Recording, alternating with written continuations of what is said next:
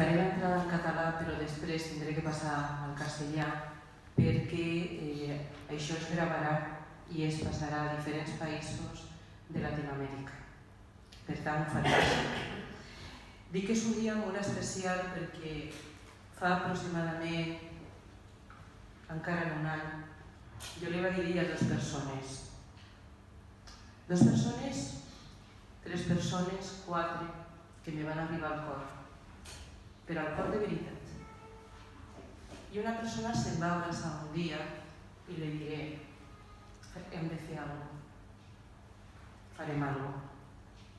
I faré alguna cosa en el sentit d'escriure, a mi m'agrada escriure, ja sabeu que m'agrada molt contar històries, però aquesta no havia de ser una història normal, aquesta havia de ser històries d'històries. Per tant, és un dia especial perquè amb aquelles persones que jo li vaig dir i amb una persona molt especial per mi, que està aquí avui entre nosaltres, se lo devia d'alguna manera. Però també hi ha una altra persona que està al meu costat i també se lo devia. Se lo devia perquè em sento super orgullosa de que estigui al meu costat. Molt. Tots pensaran, és la teva amiga Carme? Sí, també, evidentment que sí, però també és Jordi, per mi, un exemple. Per tant, avui és un dia de molta satisfacció per mi. Y comenzaré, si no sap greu, en castellano. Lo primero que hemos de pensar es que el niño, durante su desarrollo, presenta una serie de necesidades que se tienen que ir cubriendo sobre la infancia y la adolescencia, porque toda situación de carencia de las mismas nos va a dar lugar a una larga lista de situaciones adversas, tanto en su crecimiento personal como en su crecimiento emocional. Quizás, y en esto mi compañera la doctora Tello sabe mucho más en cuanto a que los vínculos emocionales, cuando hablamos del desarrollo del menor, se construye en base a una confianza mutua. Por tanto, cuando hablamos de atender las necesidades de los niños, y aquí hago hincapié, cuando hablo de niños, hablo en genérico, siempre hablo de niños y de niñas. Es uno de los pilares de la salud y ayuda a lo que sería el pleno desarrollo y el equilibrio emocional de cualquier criatura. Evidentemente, para que esto se dé, un desarrollo armonioso ha de formar parte de la familia, el entorno, los profesionales. Hemos de ir incorporando de una forma activa y consciente aquellos elementos que pueden favorecer su seguridad. Una de las metas de la sociedad actual sería el no girar la mirada hacia situaciones y actitudes mejorables dentro del seno de la convivencia. Y aquí también me paro, porque muchas veces cuando hablamos de bullying creemos que estamos hablando solo de la escuela. No. El bullying no se da solo en la escuela. El bullying se da en patios, se da en parques, se da en otras muchas situaciones. Y desde aquí, todos mi respeto a todos los profesores que están haciendo un grandísimo trabajo para que este tipo de situaciones no se den. Pero sí que esto es un reto de los centros educativos, porque invierten muchísimos esfuerzos en educar en el respeto, en la convivencia en piano. Esto sin obviar que realmente la escuela tiene una función cognitiva, que esto es la base de todos los profesores que trabajamos en ella. Pero el educar para y desde la persona, desde hace ya muchísimos años, se ha convertido en lo que sería un eje del proceso educativo de la mayoría en mayúscula, de los centros, de las escuelas. Pero también diremos que las situaciones de falta de disciplina, de acosos, de conflictos escolares han existido siempre, pero siempre. Lo que pasa es que no se sabía. Luego oiremos alguna anécdota y se expliques. No se sabía, porque sí nos hemos encontrado con agresiones a niños en diferentes ámbitos globales, pudiendo repercutir incluso en otros tipos de desarrollos y a veces incluso en desarrollos en enseñanza, en aprendizajes y uno de los términos que últimamente se utiliza muchísimo es el de disrupción en las aulas, ¿no, Carmen? Este tipo de maltrato puede dar lugar incluso a crear tensión debido a una serie de consecuencias psicológicas en el niño. Normalmente cuando hablamos de este término, tanto cuando hablamos de bullying, cuando hablamos de acoso, estamos hablando de una intimidación, uso de la fuerza, coacción en grupo entre iguales y especialmente implica un poder sobre el otro. Hay muchísimos estudios sobre estos temas, no solo a nivel estatal. Ya sabéis que los estudios y la preocupación es a nivel mundial. Hablamos de esa conducta de persecución física o psicológica que realiza una persona contra otra, un alumno contra otro, y es víctima de ataques repetitivos. Una de las cosas que tenemos que tener en cuenta es que, porque dos niños se peleen, no estamos hablando de bullying. Eso no es bullying. Bullying, como después veremos, tiene una serie de consecuencias mucho más graves que un conflicto entre dos niños en un colegio o en un parque o en una escuela. Entonces, la primera cosa que tenemos que tener claro es que habría una continuidad en este tipo de provocaciones y con unos efectos claramente negativos: ansiedad, descenso de la autoestima, cuadros depresivos que nos pueden dar y que dificulta incluso su adecuación en el medio escolar. Una de las cosas que a veces nos hemos encontrado son casos de niños que pueden venir incluso al hospital y cuando buscas realmente, y esta era una preocupación, qué pasaba detrás de esa somatización, detrás de esa patología que podía presentar, había una tristeza. Y una tristeza a veces por una incomprensión. Esto se ha dado siempre. Lo que pasa es que creemos que tenemos que decir que no. En ocasiones soy maravillosa siempre con los ratones. A veces podemos tener una serie de indicadores que nos van a decir qué es lo que está pasando. Podemos encontrar signos evidentes de tensiones, a veces a consecuencias del maltrato que han recibido las víctimas. El maltrato no tiene por qué ser físico, es psicológico. Basta que tengas alguna cosa para que todo el mundo pueda ir detrás de ese problema que te preocupa o de esa situación que parece que para los demás se evidencia. Pero pueden presentar síntomas en el hospital, dolencias que a veces no responden a causas concretas y están enmascarando diversos tipos de acoso. Incluso hemos llegado a detectar niños con problemas de autolisis porque creía que de esa manera podían acabar con su sufrimiento. No estamos hablando de un hospital en concreto, estamos hablando de muchos hospitales que pasa esto. Bien, cuando hablamos de este tipo de agresión, son agresiones que se dan de una manera intencionada, repetitiva y utilizando cualquiera de las formas de agresión, ya sean verbales, físicas, sociales o sexuales. Bien, ¿quién es el agresor? Evidentemente, quien ejerce el dominio a través del abuso. Los observadores no ayudan a la víctima, observan, callan y a veces apoyan la agresión.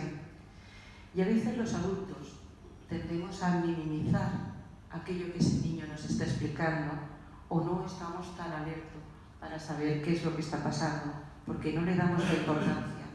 Son cosas de niños. ¿Cuáles son los síntomas que a veces podemos llegar a la detección?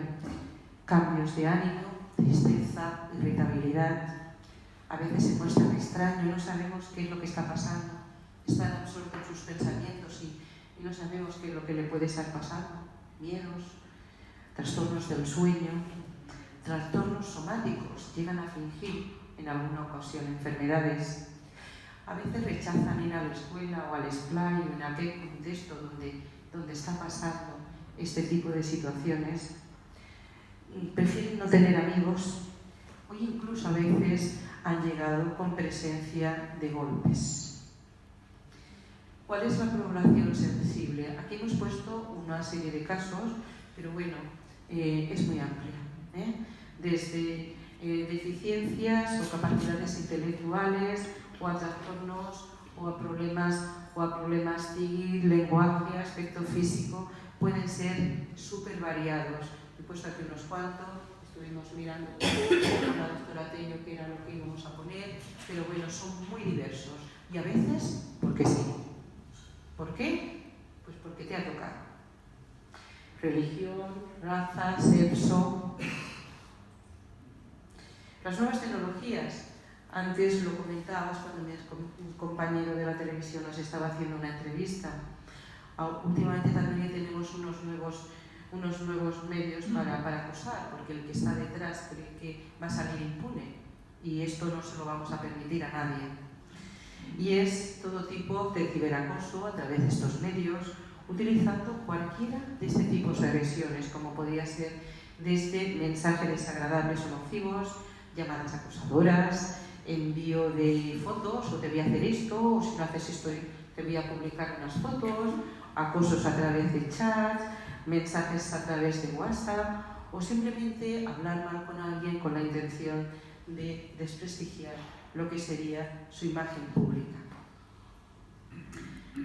Una serie de facilitadores sería el acceso que a veces puede tener todo el mundo a las redes sociales. En ocasiones nos encontramos con un seguimiento deficiente del control por parte de los padres o por parte del familiar, por parte del tutor o por parte del entorno, porque desde luego no siempre la culpa es de los padres y mucho menos siempre la culpa es de los profesores. No es así. Porque cuando tú estás detrás de una máquina, a veces crees que tienes una sensación de poder, de control en ese espacio interactivo y que eso te puede producir un éxito, y yo aquí soy el que manda y el que domino y puedo ser un líder. Puede llegar incluso a modificar el estado del ánimo de la persona y bueno, pueden crear en la persona que lo recibe una bajada de autoestima, pero también puede ser que esa misma persona la tenga y necesite esos medios para sentirse que es importante por algo.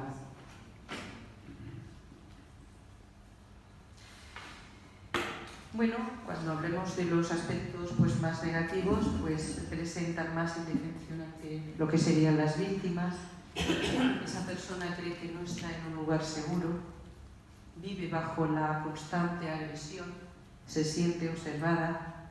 Recuerdo el caso de una chica que había cometido el error simplemente de colgar una foto que ella se encontraba muy guapa en una red de internet.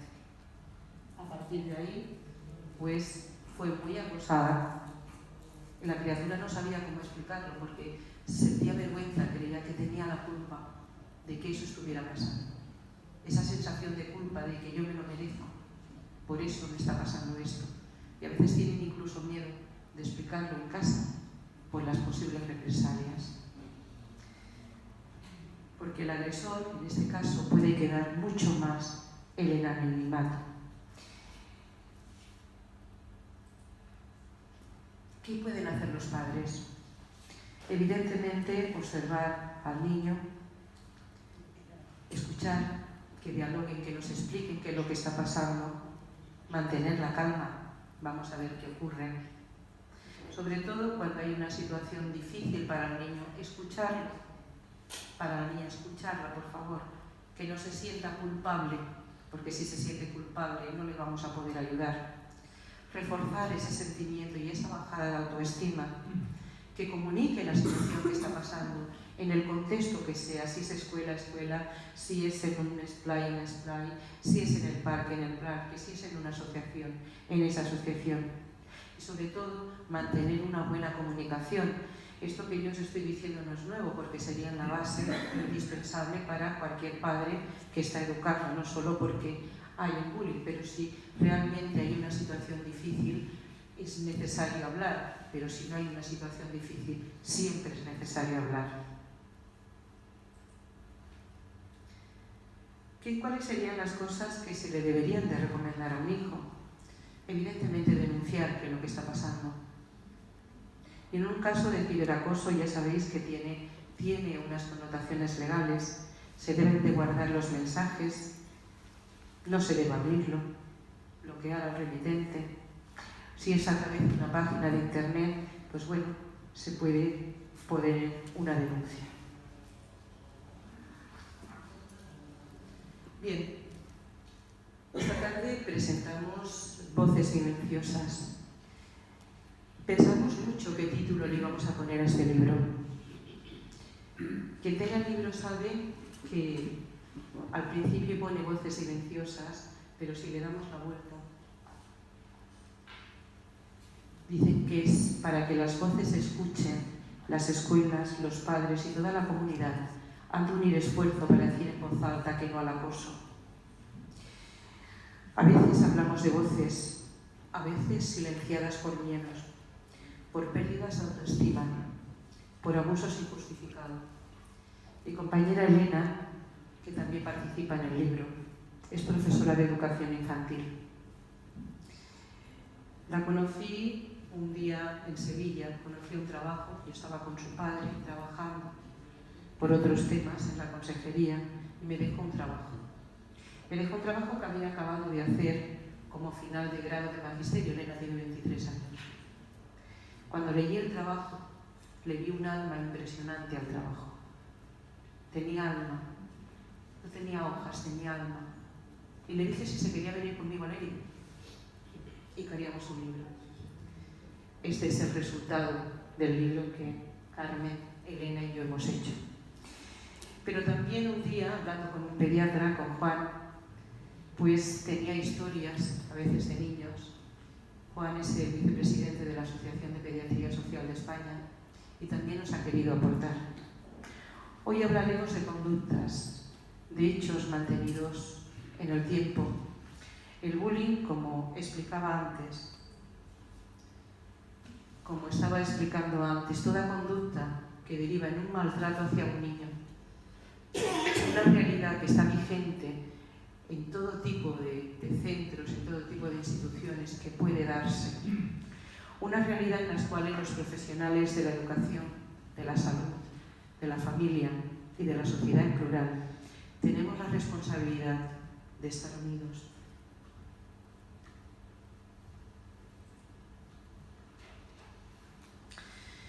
Nuestro trabajo partió porque también encontraba que había niños ingresados y que los trabajábamos juntamente con Carmen, que nos explicaban su historia. Yo estoy de directora en el aula hospitalaria, escuchas historias de niños, por otros lados también escuchas historias de niños, y en la calle también las escuchas, y en internet, por desgracia, también las ven. Y pensamos de que, bueno, de que deberíamos de trabajar.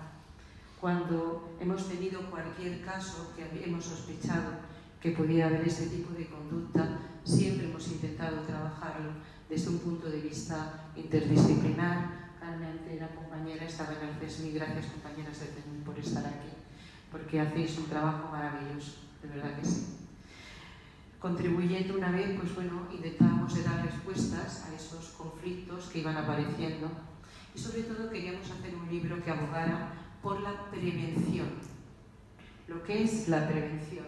Y desde luego desde las primeras edades. Hay personas que se han sorprendido que en el libro ya se ven herramientas para trabajar desde la educación infantil. Es que la educación empieza, creo que antes de nacer, con la actitud que tenemos los padres y desde que nace un niño.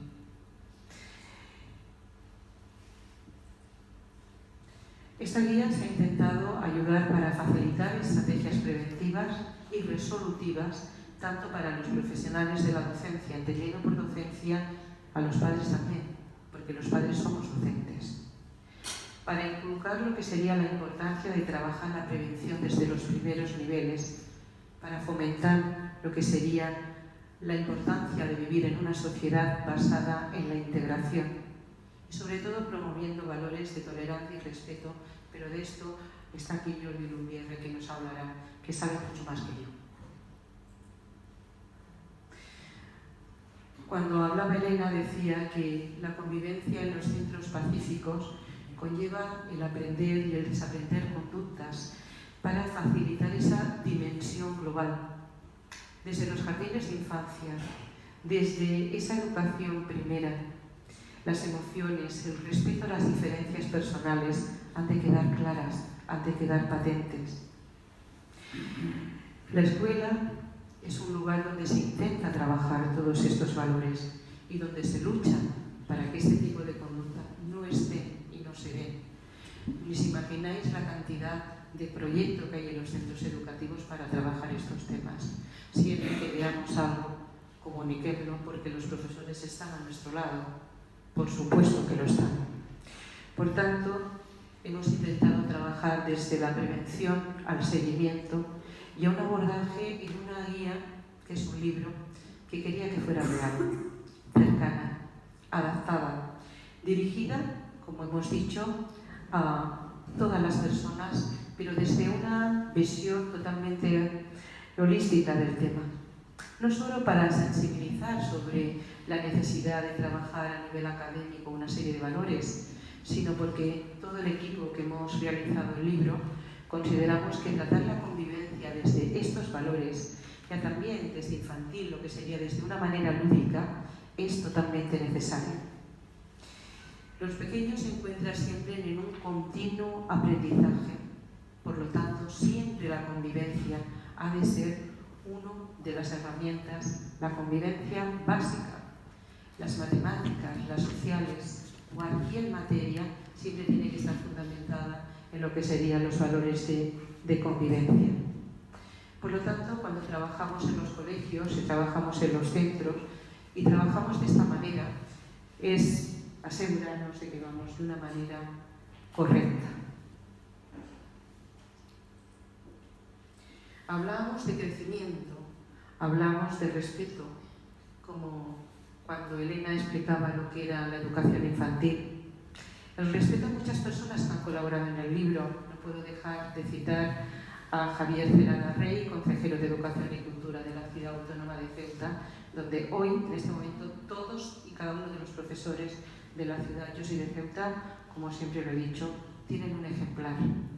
Juan Gil Arroble, de la Sociedad Española de Pediatría Social, la doctora Tello, presidenta de Assessment International, María Eulalia, que nos escribió desde la Asociación Catalana de Prevención, ACIE, Raquel Raposo, desde la infancia, la defensa de la infancia maltratada, el maltrato infantil, ADIMA, e incluso mi compañero y admirado doctor Eduardo Soler, que es jefe de pediatría del Hospital Arnau de Vilanova de Lleida. Bien, cuando nos planteamos este tema, este trabajo conjunto que nació de esta necesidad, teníamos que tener claro de lo que teníamos que fundamentar este libro en unas bases teóricas. No era solo lo que creíamos, teníamos que investigar, teníamos que mirar qué era lo que estaba pasando. Y nos dimos cuenta de que había muchas situaciones, emociones y tratamiento que debíamos contemplarlo. Por lo tanto, la primera parte del libro es todo un tratado teórico de lo que es y de lo que debería de ser la sociedad, apostando desde el primer momento por la socialización y el compromiso pedagógico para que el profesional pudiera encontrar elementos que sustentaran sus programaciones y una aplicación práctica de las mismas, facilitando no solo teoría, esto es el bullying, no, cuentos, actividades que pudieran hacerse en las clases. Quizás eso es uno de los elementos que tenemos que apostar. No es solo hablar de bullying, no. Si queremos hablar de bullying y queremos trabajar en bullying, vamos a apostar por dar herramientas para hacerlo. Había unos fundamentos teóricos para ayudar al desarrollo de la profesionalidad. ¿Qué era lo que queríamos potenciar? Pues el derecho y las obligaciones y libertades individuales y el incorporar las diferencias y educar en tolerancia. Evidentemente, la inclusión y la educación.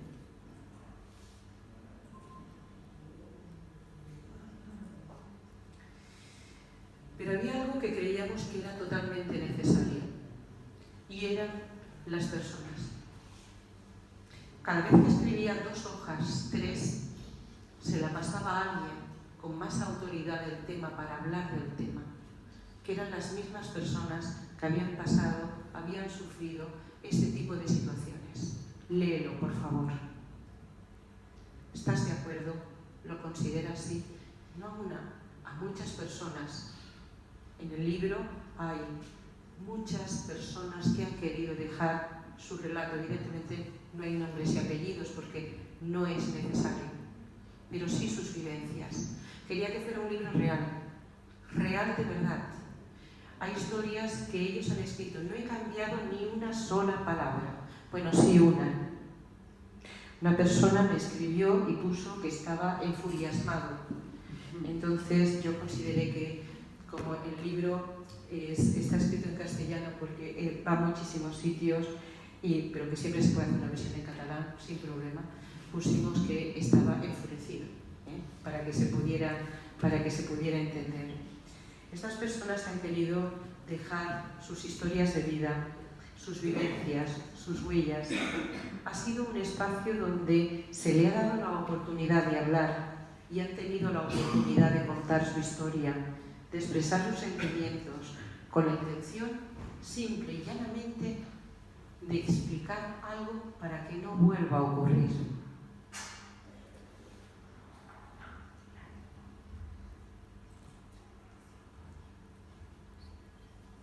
Sí. Por lo tanto, hablaremos que en el libro tenemos las connotaciones desde el ámbito pedagógico, abordando estrategia, propuestas, materiales didácticas que están por ciclos, inicial, medio, superior. Hemos elaborado lo que serían cuentos. Aquí pone cuentos terapéuticos, son cuentos en general, porque la terapia es ese sentimiento que tenemos que tener de compartir con las otras personas situaciones adversas, sobre todo en la vida.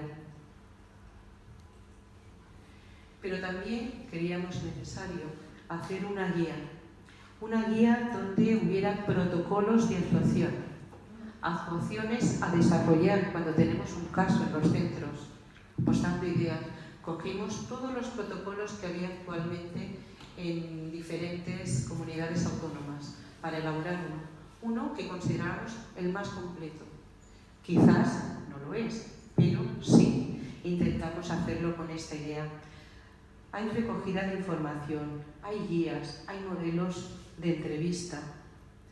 Hay una cosa muy buena, esa evidentemente la aportó Carmen, que era todo el tema de... Hay un apartado que dice cómo hacer así en 10 palabras, en 10 decálogo muy bueno, que no es suyo, es de un juez muy conocido, sí, pero que queríamos que iba muy bien para el libro, que son 10 pasos de la guía de cómo hacer un perfecto delincuente. Es decir, si siguen los 10 pasos, seguro. Ahora bien, como solo sigas 3, seguro que también lo podemos conseguir. Eso da un punto de confort, un punto de apoyo. Hemos intentado poner diversidad de modelos, actuaciones adaptadas. Ahora ya no sé lo que he hecho, ¿vale? Creo que sí. Dotando lo que serían las entrevistas para intentar, de alguna manera, llevar los apartados del acoso, protocolos, actuaciones, recogidas de información y guías para poder trabajar. El acoso escolar es una responsabilidad compartida, por lo que se necesita de todos y cada uno de los miembros de la comunidad escolar y social. No solo es un tema de escuela, es un tema de todos, entendiendo que la educación empieza y se fundamenta en la familia. No al acoso, no. En nombre de tantas personas. Y como tengo aquí unos cuantos, simplemente quiero felicitarlos por la valentía y no voy a decir nombres de nadie. Y otros ellos que han sido posible esta guía. Muchas personas querían contribuir. Y lo hemos hecho con la esperanza de que ayude a niños y jóvenes a no vivir lo que ellos vivieron en ese momento. Esta es la primera parte. Muchísimas gracias, pero sigue, ¿verdad, Antonia? Muchas gracias, Toni. Donem ara la paraula a Jordi Lumbieres, és alumne que ens parlarà de la necessitat d'educació amb valors. Quan vulguis, Jordi. Buenas tardes a todos y a todas. Soy Jordi Lumbieres, estudiante de bachiller. Estoy muy satisfecho de estar con todos ustedes y compartir aquí mis experiencias. He participado de algún modo en la gestación del libro, que aquí ahora presentamos. Y como ya sabéis, lleva por título Voces silenciosas, el acoso escolar, responsabilidad compartida. Y con mucho gusto me encuentro junto a las autoras, la doctora doña Toni Castillo, la doctora doña Carmen Cello y la profesora doña Elena Sagués, que hoy no está aquí, pues, por motivos profesionales, no se ha podido esperar desde Sevilla. Me alegra poder decir que he participado desde el principio en la elaboración del libro. He ido viendo cómo iba creciendo en páginas sobre un tema difícil, en unas ocasiones, doloroso en otras, y en el que pienso que todas las personas podemos y debemos ayudar. Hemos de conseguir que las situaciones de acoso desaparezcan de nuestras vidas, es el caso, y también de nuestro entorno. He aportado un relato al libro. He ido leyendo los textos que lo componen. He colaborado con mi más sincera opinión, a medida que se iba escribiendo. Y, lo más importante, mientras lo leía me convencía línea a línea de la necesidad de trabajar con la colaboración de todos, los valores del respeto hacia todas las personas, desde que somos muy pequeños en edad, tanto en la familia como en los centros educativos, para construirlo así, en la sociedad en general, para que ningún niño ni tan niño tenga que vivir situaciones como las que, con mucha valentía, por parte de quienes nos cuentan, aquí se exponen. Por todo ello, me atrevo a recomendar la lectura de este libro porque puede ayudar a los padres que han de educar a sus hijos fomentando el respeto hacia todas las personas, aunque éstas sean diferentes, a los profesores para educar en valores y trabajar el respeto mediante actividades y metodologías concretas adaptadas a las diferentes edades de la etapa escolar, y a los jóvenes, porque hemos de proteger el compañerismo, la ayuda, la amistad y el respeto hacia todas las compañeras y compañeros, para conseguir ser respetados como las personas los merecemos, y crear así una sociedad donde ningún niño ni joven tenga que sufrir la incomprensión, la burla, la humillación y la violación por parte de otras personas que, de ese modo, solo demuestran sus propias limitaciones como seres humanos. Por lo ya dicho, me uno a lo que muy bien dicen las autoras. No al acoso, no. Y por eso estoy aquí, para que las voces silenciosas hablen, y hablen fuerte. Muchas gracias por escucharme. Muy bien.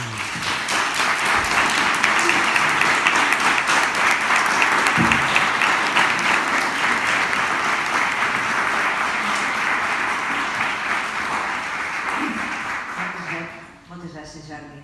Donem la paraula ara a Thais Reluy, que és testimoni i que ens parlarà de la seva vivència. Buenas tardes a todos. Me llamo Thais Reluy, tengo 39 años y sufrí acoso escolar desde primero de GB hasta octavo. Y para mí hoy es un día muy especial porque voy a poner voz a mi silencio, un silencio que duró 26 años de mi vida. Mi primer recuerdo data de primero de GB. Yo crecí pensando que eso que me pasaba era normal, que yo me lo merecía. Mis padres decidieron llevarme a un buen colegio, de clase media, donde yo no encajaba. Y ellos así me lo hacían saber, con sus burlas por no ir vestidos como ellos, por no ser de su equipo de fútbol, por lo que fuera, todo valía. En aquella época no se hablaba públicamente de esto, no tenía nombre, y por lo que fuera yo decidí adoptar la postura de callar. Por lo que recuerdo, en cuarto de GB uno de mis profesores me pidió que fuera secretaria. Al volver a clase me di cuenta de que habían hablado algo de mí, porque todos me miraban. Años más tarde, cuando confesé a mis padres lo sucedido, me dijeron que a ellos les dijeron que era una clase complicada, pero nada más. Eso fue lo único que se detectó en esos 7 años. Ahora me doy cuenta de lo valiente que fui. Me volvió una superviviente.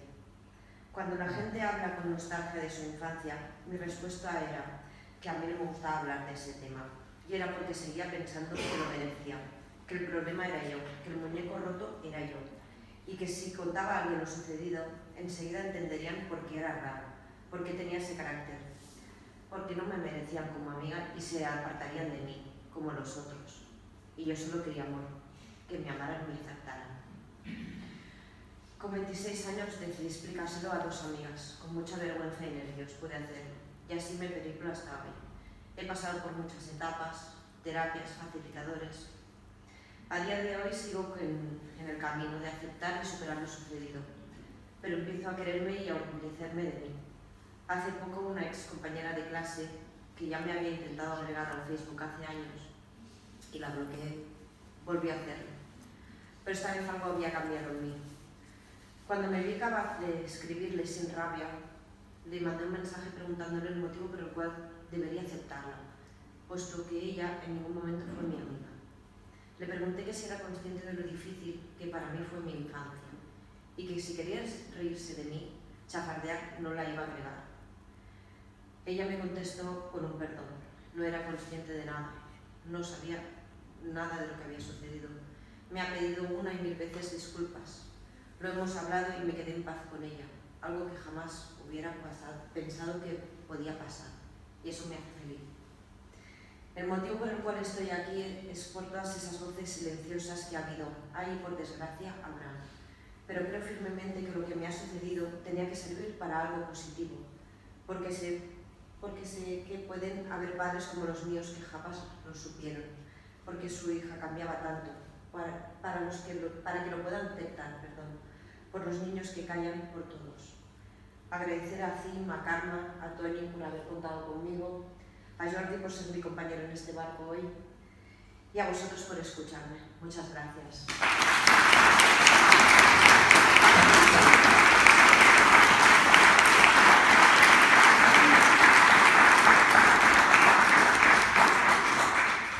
Muchas gracias, Thais. Damos la palabra a Toni, que fará la cloenda del acte. Com vulguis, Toni.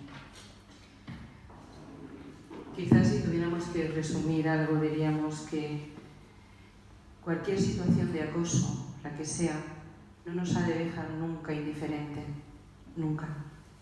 Y desde esa corresponsabilidad como educadores, puntualizando a tales agentes como padres, profesores, orientadores e instituciones, es lícito enfocar la mirada hacia la resolución de conflictos dentro de nuestro ambiente, dentro de nuestro entorno.